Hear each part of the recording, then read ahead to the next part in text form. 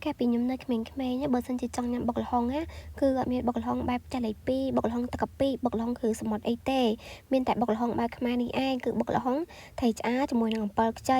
ให้ทางนี้พอกได้ยุ่มประจินนักรู้จิตนี่เหม็นแตนให้เดซ่าค่านังคือสบ่มปลใจพ้องยุ่มก็มาเรียบจอนเพื่อบกหองปลใจจมวยไตรจ้าบอสนจิบงปอนจังดังท่า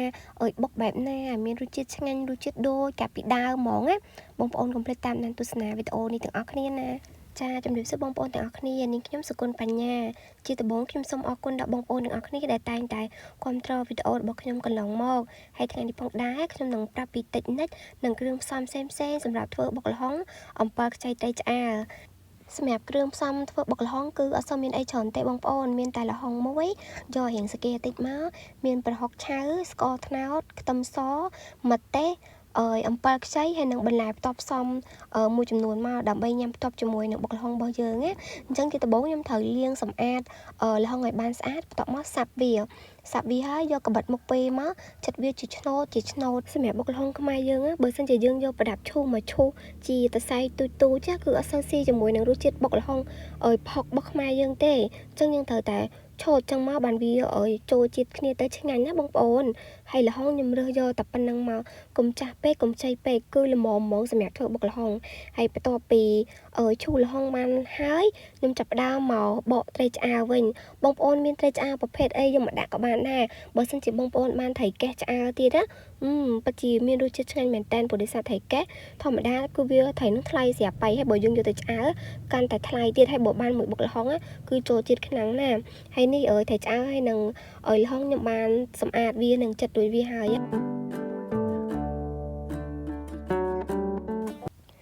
ខ្ញុំដាក់ខ្ទឹមសចំនួន7កំពឹសម្ទេសក្រហម3ហើយនឹងប៊ីចេងប៉ាជាមួយចុងស្លាបព្រាខ្ញុំបុកគ្រឿងទាំងអស់ហ្នឹងឲ្យវាម៉ត់ចូលគ្នាសិនណាបងប្អូនហើយបន្តមកទៀតខ្ញុំចាប់ផ្ដើមដាក់ត្រីឆ្អើររបស់ខ្ញុំចូលត្រីឆ្អើរហ្នឹងយើងបុកជាមួយនឹងគ្រឿងម្ទេសហើយនឹងខ្ទឹមសហ្នឹងឲ្យបានម៉ត់ល្អមកណាបងប្អូន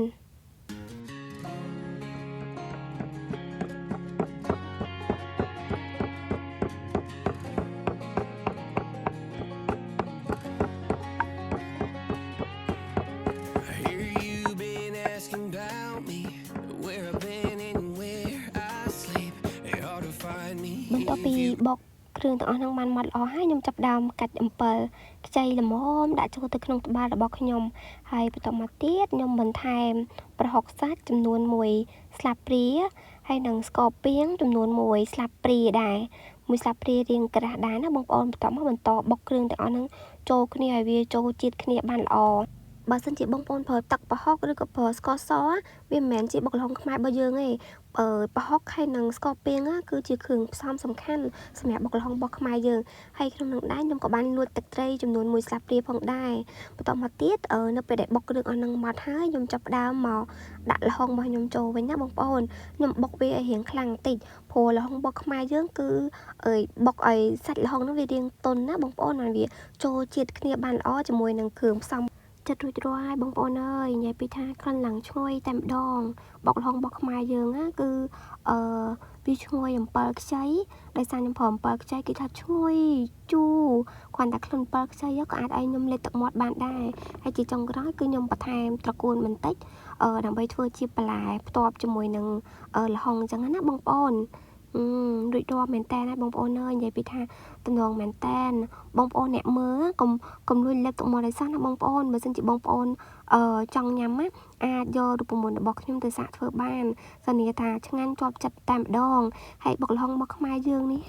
រសជាតិរបស់វាគឺជូរប្រៃហឹរតិចហើយក៏មានក្លិនស្អុយប្រហុកហើយក៏ក្លិនជូរចេញពីអំពិលខ្ចីនិយាយពីថាតំណងមែនតើបុកល្ហុងរបស់ខ្មែរយើង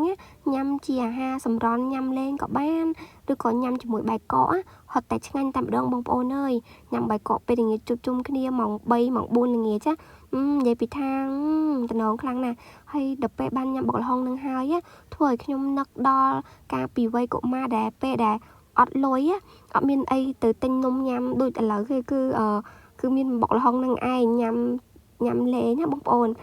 តំណងខ្លាំងណាស់ចឹងអរគុណបងប្អូនទាំងអស់គ្នាសម្រាប់ការតាមដានទស្សនាវីដេអូរបស់ខ្ញុំ បើសិនជាបងប្អូនពេញចិត្តឲ្យខ្ញុំបង្ហាញនៅវីដេអូធ្វើម្ហូបបែបខ្មែរផ្សេងទៀតសូមបងប្អូនខមមិនខាងក្រោមវីដេអូរបស់ខ្ញុំមកខ្ញុំនឹងព្យាយាមធ្វើបង្ហាញជូនបងប្អូនទស្សនាសូមអរគុណជម្រាបលា